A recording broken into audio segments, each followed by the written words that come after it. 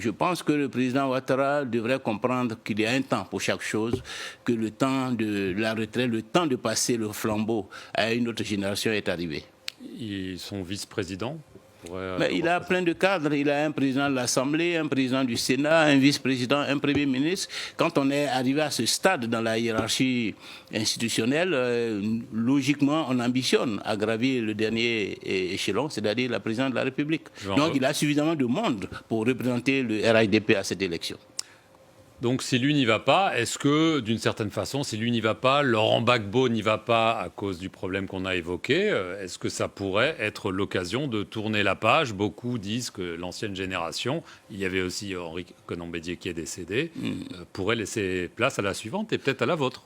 Certainement. Et je pense que la Côte d'Ivoire a besoin de respiration. La Côte d'Ivoire a besoin de cette alternance, de cette rupture.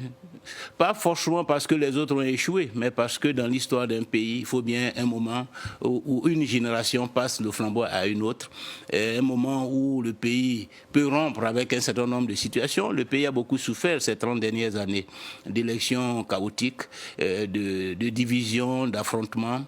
Le temps de la réconciliation nationale, de mon point de vue, est arrivé. Le temps de la rupture avec une politique, avec une économie, avec un système, un modèle social, ce temps-là est arrivé. Et je pense personnellement et modestement que je suis préparé pour pouvoir jouer un rôle à ce niveau-là. Est-ce que, c'est ma dernière question, il y a eu une révision de la liste électorale qui vient de se terminer. On sait que l'opposition affirme que la commission électorale indépendante, justement, ne l'est pas. Est-ce que vous pensez que les élections peuvent être justes et transparentes? Et si ce n'est pas le cas, est-ce que, là aussi, vous craignez que ça se passe mal? Il faut qu'elles le soient. Que ces élections de 2025 soient apaisées, justes et transparentes. Qu'avant les élections, les conditions soient créées pour mettre tous les acteurs en confiance. Et cela passe par la réforme de la commission électorale indépendante. Cela passe aussi par un fichier électoral qui réponde aux aspirations des Ivoiriens, qui fasse en sorte que la légitimité de ceux qui seront issus de ces élections soit garantie, soit renforcée.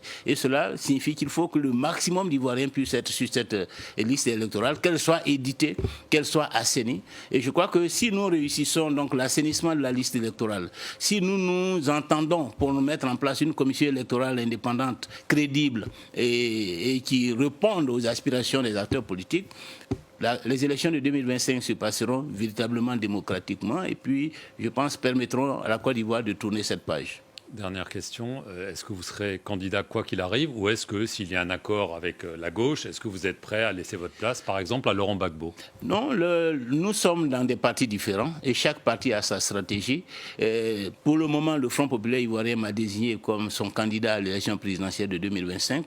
Je ne vois pas comment je pourrais me soustraire à cette exigence. Donc je suis le candidat du Front populaire ivoirien. Si d'aventure des négociations doivent avoir lieu, elles auront lieu dans le cadre de ces candidatures.